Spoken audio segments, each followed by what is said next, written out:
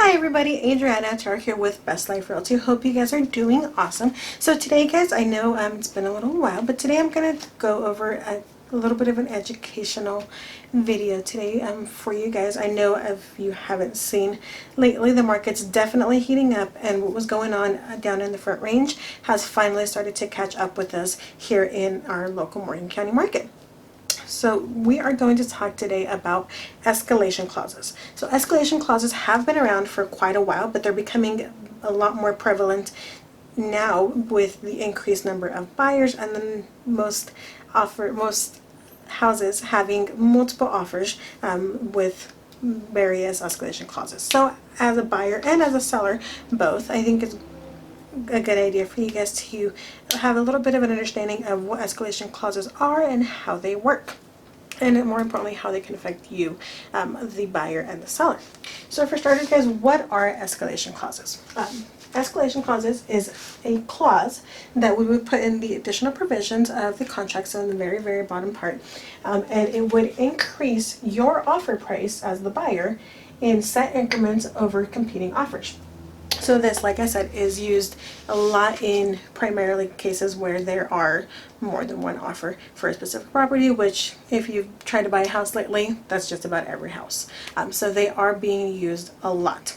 So one example of an escalation clause, and again, this is not legal advice, this is not the exact verbiage that I would recommend you using.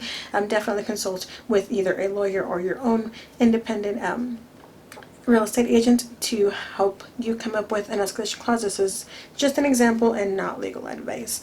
So one example of an escalation clause that you could potentially use would be: this offer shall be increased by an amount of $500 over the net offer price of competing offers, not to exceed a total purchase price of $365,000. Now that's a lot to even say, so especially if you are a first-time buyer or if you've never seen an escalation clause, that can be a lot to take in and a little bit hard to understand. So let me try to break it down for you a little bit. So for example, if you have, say, two offers that are competing on a specific listing, say the first offer price is $335,000, the second offer price is $335,000 as well. Both of these, we're going to assume that they're not asking for any seller's concessions, so both of these in that price is $335,000. Now offer number two has the escalation clause that we used as an example of $500. So that would increase the price of offer number two. So instead of they're offering $335,000 with the escalation clause, because they are saying that they are willing to pay $500 more than any competing offer and their net price, that would make this offer price $335,500. So that would be the updated offer price for offer number two, and offer number one would stay the same. Now $500 doesn't sound like it would be that big of a difference, but a lot of times in cases where it is a competing offer, $500 can be the difference between you getting the house or not getting the house. Now I do also have to give you my disclosure that if for some reason you are getting a loan on the house, you are offering $500 more. So you still want to make sure that you consult with your real estate professional and make sure that they have talked with you over the comps and looked over the comps, and that they think that the appraisal price, that the house will appraise for the increased offer price that you are seeing.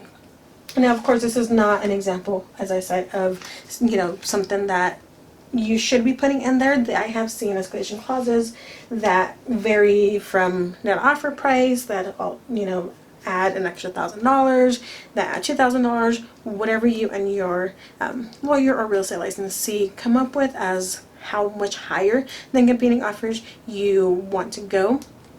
That is completely up to you and for you to decide with your independent real estate agent. But this kind of gives you guys a little bit of a run through of what exactly an escalation clause and how does that affect what your offer price is. So if you have any questions, or if you please feel free to give me a call. And if you do have your own real estate agent, I definitely recommend talking to them about the use of escalation clauses and what they would recommend as far as using them or not using them in a competing offer situation. if you are interested in buying or selling a home, definitely still a hot market for sellers and buyers. There are still definitely lots of houses out there available. As I said, there's a little bit more competition though, depending on what your price range is. So if you have any questions, or if you'd like to purchase or sell a house, feel free to give me a call anytime at 970-370-9804, or on my cell phone at 970-370-0135, and I'd be happy to help. Thanks for watching, guys, and I hope you have a wonderful day.